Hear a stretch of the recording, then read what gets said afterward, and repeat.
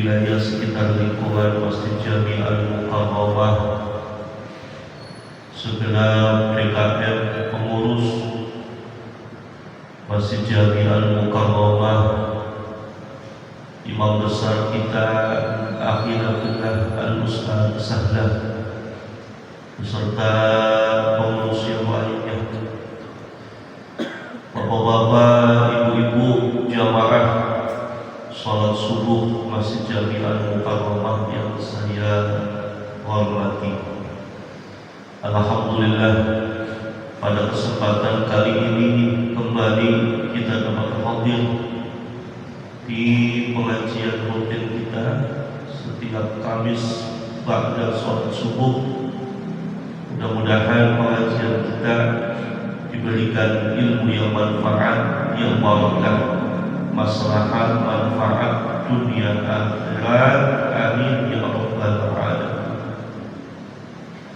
Bapak-bapak, ibu-ibu jamaah yang saya hormati, mohon maaf mungkin nanti kurang maksimal karena baru subuh dari hari Senin, kurang lebih.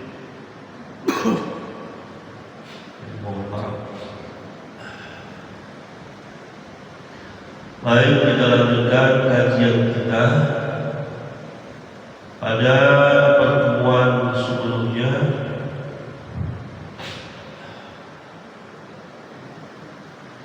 masih membahas tentang perjalanan hidupnya Rasulullah SAW. Salah satunya adalah berdakwah.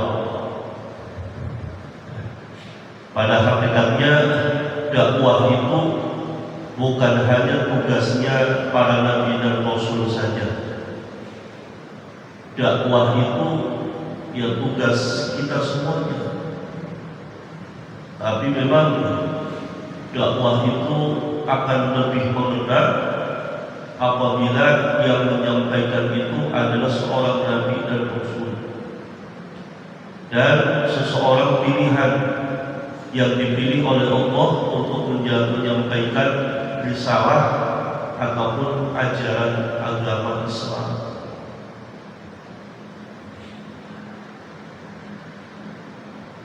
Dakwahnya Rasulullah secara sembunyi-sembunyi. Rasulullah itu berdakwah tidak langsung terang-terangan. Rasulullah itu berdakwah melalui proses tahap, dan itu diajarkan oleh Allah. Ya, tidak sekonyong-konyong Nabi Muhammad itu menjalankan kalau kata orang Jawa bilang sakar dewek. Itu enggak.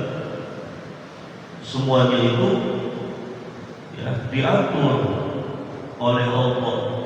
Nabi Muhammad itu hanya menjalankan settingannya Allah, hanya menjalankan perintahnya Allah. Salah satunya Rasulullah itu berdakwah dengan secara sembunyi-sembunyi.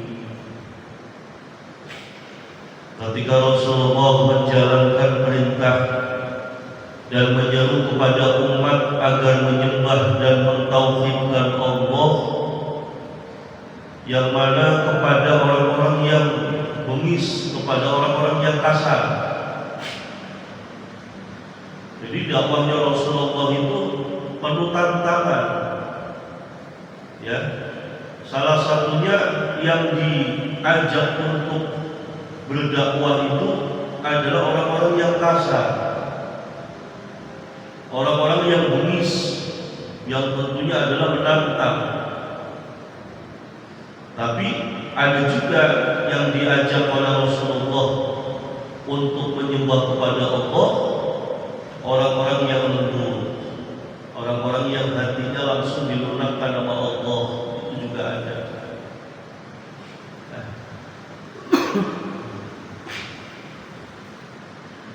Yang mana rata-rata mereka itu tidak punya agama,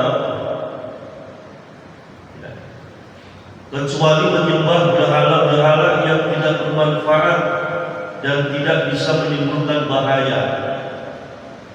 Jadi Rasulullah berdakwah mengajak kepada mereka yang tadinya itu mereka tidak beragama, ya, tapi mereka mempunyai Tuhan,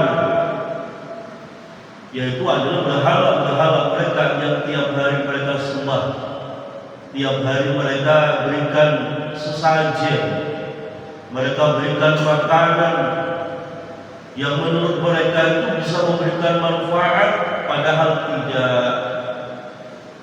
Ya, karena hati mereka masih tertutup, hati mereka itu masih tertutup sehingga mereka masih menyembah berhala.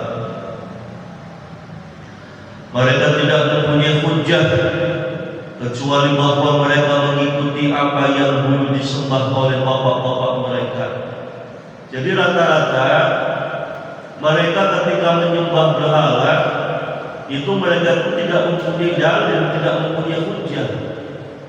Rata-rata di antara mereka itu yang ngikutin agama bapak nenek moyangnya. Bapaknya nyembah berhala, anaknya ngikutin. Kakeknya nyembah berhala, cucunya ngikutin. Rata-rata itu. Jadi apa sih agama keturunan? Agama apa? Keturunan. Ya, ngikutin nenek moyangnya yang tanpa dasar, tanpa hujah, tanpa ada dalil sedikit pun, ya, sehingga mereka itu apa kalau kata orang Jawa bilang pokoknya melu, nggak tahu itu ada dalilnya, ada hujahnya, mereka nggak tahu, mereka ngikutin aja udah. Nah dulu bapak kita nyembah begini ya udah ikutin, nenek kita, kakek kita, engkong kita dulu nyembah berhala ya udah ikutin, rata-rata begitu. Dan mereka tidak mempunyai akhlak yang mulia kecuali yang berkaitan dengan kemuliaan dan kehormatan. Maksudnya mereka itu tidak mulia, tapi mereka itu mencari kemuliaan. Jadi dengan adanya mereka menyembah berhala, mereka itu ingin diakui bahwasanya mereka itu adalah orang-orang yang mengajarkan akan kebenaran. Padahal di sisi Allah mereka itu tidak ada kemuliaan sama sekali. Tapi yang mereka cari ketika menyembah berhala adalah kemuliaan dan kehormatan. Ya. Rasulullah SAW datang kepada mereka membawa agama yang tidak mereka kenal. Ya, Rasulullah membawa agama Islam, dakwah kepada mereka. Tentunya mereka itu tidak kenal Islam itu apa. Agama yang asing, agama yang baru mereka kenal, baru mereka dengar. Ya. Sehingga orang-orang yang berakal sehat segera mempercayainya dan melepaskan patung-patung tersebut. Adapun orang yang dibutakan oleh kepemimpinan, ia pun menolak dan merasa sombong supaya tidak dirampas kebesaran dari mereka. Jadi ketika Rasulullah berdakwah mengenalkan agama Islam kepada mereka, ya, agama yang baru mereka kenal, agama yang baru mereka dengar, ini ada dua golongan. Ada golongan yang bodoh, ada golongan yang cerdas. Ketika golongan orang-orang yang cerdas, berakal, ya, itu mereka langsung menerima dakwahnya Nabi. Karena dakwahnya Nabi itu masuk akal.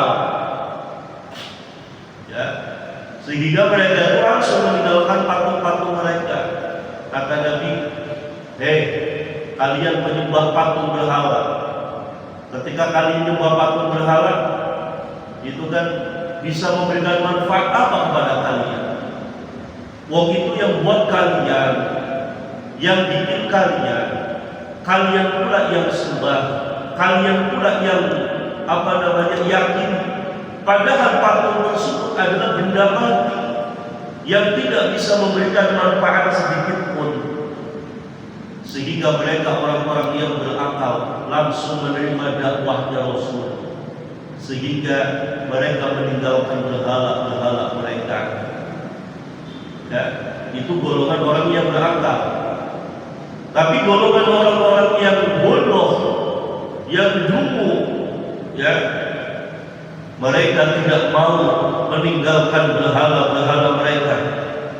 Bahkan mereka menolak dakwahnya Nabi. Bahkan mereka itu merasa sombong. Mereka itu nggak mau, ya, kehormatannya itu dirampas. Ya, selama ini kebiasaan yang mereka lakukan di bawah berhala adalah suatu kemuliaan yang mereka anggap itu kemuliaan, tidak mau dirampas, sehingga mereka tetap saja menyembah berhala. Itulah ketika orang-orang bodoh menghadapi dakwahnya Rasulullah Sallallahu Alaihi Wasallam. Kemudian orang pertama yang mendapatkan cahaya Islam, artinya mendapatkan hidayah dari Allah akan agama Islam, itu adalah Khadijah binti Khuwailid, istrinya Rasulullah. Pertama kali, ya, istrinya Rasulullah yaitu adalah Khadijah binti Khuwailid. Kemudian siapa lagi? Kemudian yang kedua yang masuk ke dalam agama Islam yang secara murni, belum tanpa ada murni dia itu masuk ke dalam agama Islam, yang sebelumnya itu tidak menyembah berhala sedikit pun. Siapa itu? Yaitu adalah Sayyidina Ali bin Abi Thalib karramallahu wajhah. Jadi Sayyidina Ali itu memang akidahnya itu murni, ya, sebelumnya itu tidak pernah terkontaminasi oleh penyembahan berhala, ajaran-ajaran yang menyesatkan, itu tidak. Ya, itu Sayyidina Ali bin Abi Thalib radhiyallahu anhu. Yang kemudian Sayyidina Ali ini tinggal bersama dengan Rasulullah Sallallahu Alaihi Wasallam, yang mana Sayyidina Ali itu sudah dianggap seperti anak kandungnya Rasulullah, yang nantinya Sayyidina Ali itu akan menjadi siapa? Menantunya Rasulullah Sallallahu Alaihi Wasallam. Kemudian Nabi Sallallahu Alaihi Wasallam memeliharanya, mendidiknya, memberinya makan dan minum. Ya, jadi Rasulullah itu luar biasa, Pak. Dakwahnya Rasulullah itu bukan hanya sekedar dakwah bil lisan, tapi juga dakwahnya bil hal, memberikan contoh, ya, memberikan makanan dan minuman. Ya. Makanya kalau Rasulullah pelit, wah, Rasulullah udah kaya. Rasulullah juga pernah kaya, ya, habis hartanya Rasulullah itu didermakan untuk berdakwah di jalan Allah. Bahkan istrinya Siti Khadijah pun sama, ya, bahkan ketika di rumahnya itu, ya, yang biasanya ada tempat yang mewah, makanan yang enak, gitu kan, hartanya habis untuk dakwah di jalan Allah. Di rumahnya sebuah tikar pun tidak ada. Jadi ketika tamu datang, ya duduk ya lesehan gitu, ya, tanpa ada tikar. Ya, padahal dulu Khadijah itu, ya Allah, kayanya kaya apa coba, ya, tapi hartanya habis untuk dakwah, menjalankan perintah agamanya Allah. Kemudian Rasulullah memelihara dan memberinya makan dan minum kepada Ali bin Abi Thalib, karena pada waktu itu Bani Quraisy sedang ditimpa paceklik, ya, sedang ditimpa paceklik. Jadi Arab itu, ya sekarang aja Arab itu maju karena ada minyak, ya kan? Dulu Arab itu sering terjadi paceklik, sekarang aja sudah maju. Apalagi kerjasamanya sama orang-orang mereka kan, tahu sendiri, ya, sehingga maju mereka, ya beda dengan Indonesia. Itu dulu paceklik, ya, kenapa? Ya, karena tempatnya pada pasir, tempatnya tandus, ya.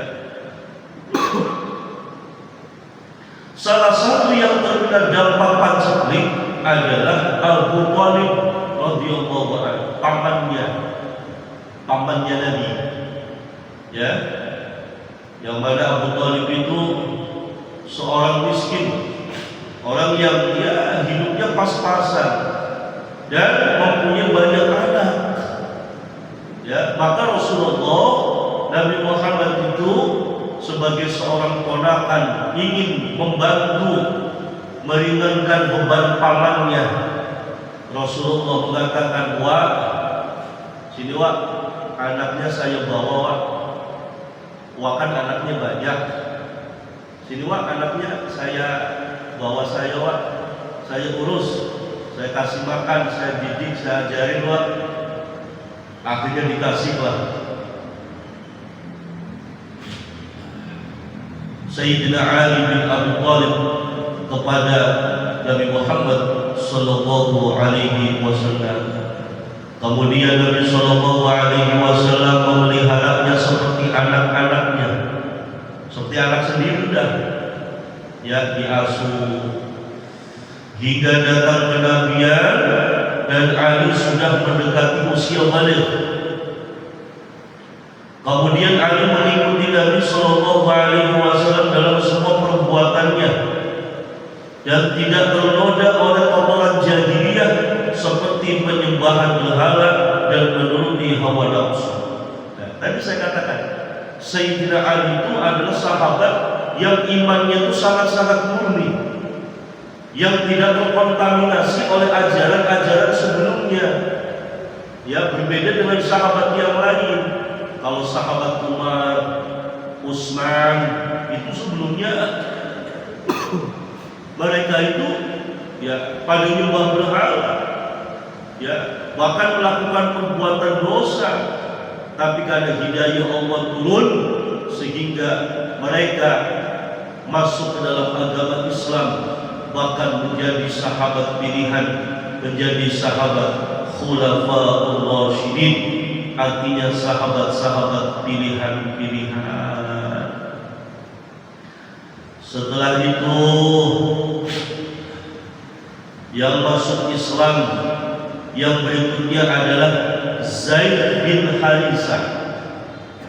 Zaid bin Harisah itu adalah anak angkat, ya, anak angkat, ya, anak angkatnya Rasulullah, namanya Zaid bin Harisah, ya. Kemudian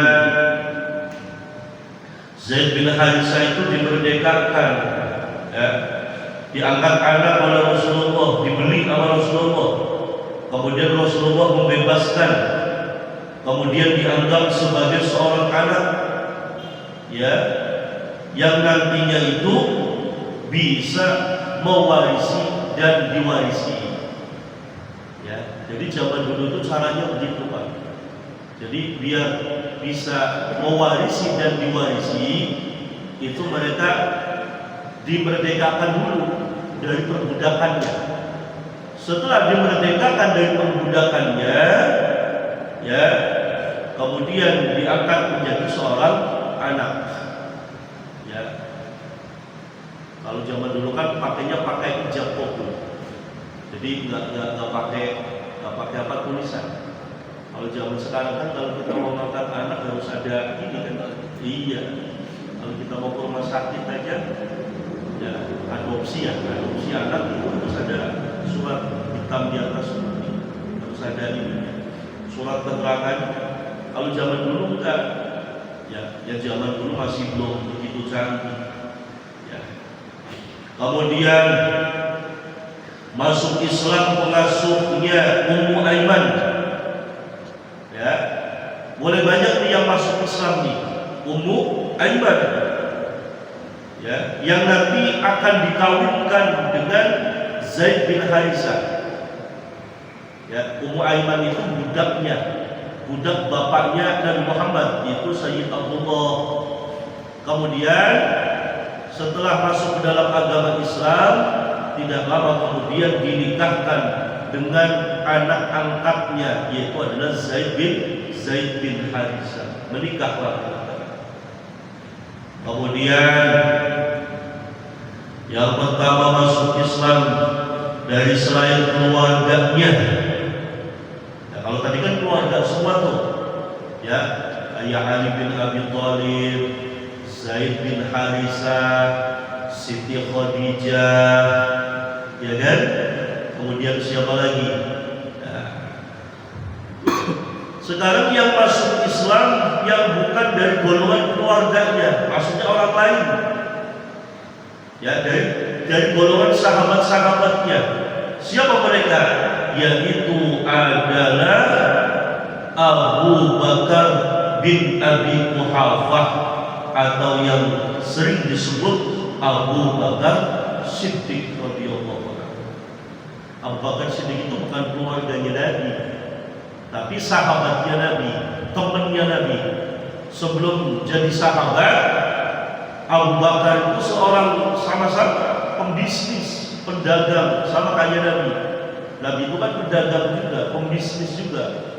Ya makanya Abu Bakar itu kaya. Ya makanya kalau pengen kaya itu ya jangan kerja. Kalau jadi karyawan sampai kapanpun ya gak bakal kaya.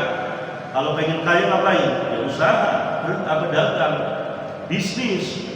Ya itu seperti itu. Pokoknya dagang dah. Ya itu akan menjadikan kaya. Ya bahkan 9 daripada 10 ya pintu rezeki yang Allah akan buka itu adalah rata-rata dari dagang. Itu. Ya makanya kalau pengen kaya ngapain? Dagang. Iya, ngajar, nggak usah kaya ngajar. Ya, iya. Yang ngajar itu mah dakwah itu mah kewajiban, ya. Karena kita udah diamanatin, ya dakwah. Ya.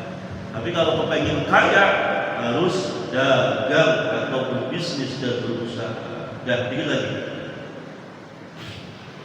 Setelah itu temannya Rasulullah juga masuk ke dalam agama Islam, yaitu siapa? Yaitu adalah Amir bin Ka'ab bin Sa'ad. Ya. Kemudian siapa lagi? Banyak, Murwah At-Taimi. Ya. Banyak di sini. Ya. Yang masuk ke dalam agama Islam. Kemudian ketika Nabi Shallallahu Alaihi Wasallam mengabarinya pertama kali tentang risalah dari Allah, ia pun segera mempercayainya. Kemudian Abu Bakar berkata, ayah dan ibuku menjadi tebusanku. Ya, kata Abu Bakar.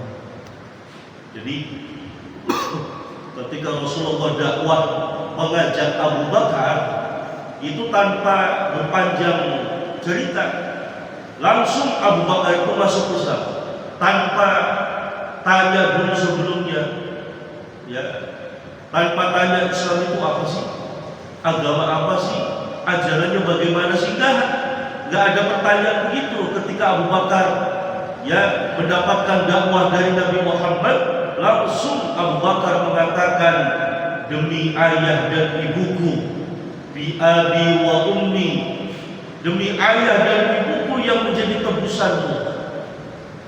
Jadi saking percayanya Abu Bakar kepada Rasulullah.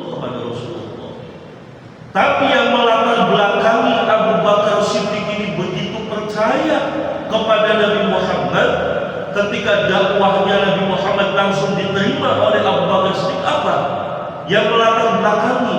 karena Abu Bakar Siddiq percaya betul sebelumnya Muhammad itu adalah teman dekatnya, teman seperjuangan di dalam berdagang, dan Muhammad itu terkenal orangnya adalah Al-Amin, terpercaya. Dalam urusan itu aja percaya, apalagi urusan yang seperti ini, kata Abu Bakar. Maka Abu Bakar tanpa berpanjang pikir langsung masuk ke dalam agama Islam, langsung dibaiat oleh Rasulullah, mengucapkan dua kalimat syahadat, asyhadu an la ilaha illallah wa asyhadu anna Muhammadar Rasulullah. Ya, segini aja dulu. Ya, apa yang sedikit saya sampaikan mudah-mudahan bisa dipahami dan bisa dimengerti, insya Allah. Mohon maaf apabila kurang maksimal. Ya, namanya manusia, ada kalanya sakit. Ya Allah, baik, itu saja. Saya minta Fatihahnya. Mudah-mudahan diberikan kesehatan, keberkahan, panjang umur, barokah umur untuk kita semuanya yang hadir, pengurus DKM Jami'ah Masjid Jami'ah Mukarramah beserta jamaahnya yang rutin ngaji, yang rutin berjamaah di Masjid Jami'ah Mukarramah yang sedang sakit. Semoga Allah angkat penyakitnya, semoga Allah berikan kesehatan dan kesembuhan wahid maupun batin. Allah kabulkan niat hajat dan doanya ala hadhihi niat wa ala kulli niyatin salihah wa ila hadratin Nabi Al-Fatihah. Bismillahirrahmanirrahim. Alhamdulillahi rabbil alamin. Arrahmanir rahim. Maliki yaumiddin. Iyyaka na'budu wa iyyaka nasta'in. Ihdinas siratal mustaqim. Siratal ladzina an'amta 'alaihim ghairil maghdubi 'alaihim waladdallin. Rabbi ighfirli. Amin. Bismillahirrahmanirrahim. Allahumma shalli ala sayyidina Muhammad wa ala ali Muhammad. Amin. Alhamdulillahi rabbil alamin. Allahumma ighfir lana dhunubana wa liwalidina warhamna warhamhum kama rabbawna shighara wa li jami'il muslimin wal muslimat wal mu'minin wal mu'minat irfa' lahum darajat wa kaffir 'anhum as-sayyi'at wa ta'rif lahum al-hasanat. Allahumma inna nas'aluka 'ilman nafi'an wa 'amalan mutaqabbalan wa rizqan halalan wasi'an wa thayyiban mubarakan. Allahumma barik lana fi Rajab wa Sya'ban wa ballighna Ramadan. Rabbana atina fid dunya hasanah wa fil akhirati hasanah wa qina adzaban nar. Subhana rabbika rabbil 'izzati 'amma yasifun wa salamun 'alal mursalin walhamdulillahi rabbil alamin. Subhanaka Allahumma wa bihamdika asyhadu an la ilaha illa anta astaghfiruka wa atubu ilaik. Mohon maaf, terima kasih. Assalamualaikum warahmatullahi wabarakatuh. Sallallahu ala Muhammad sallallahu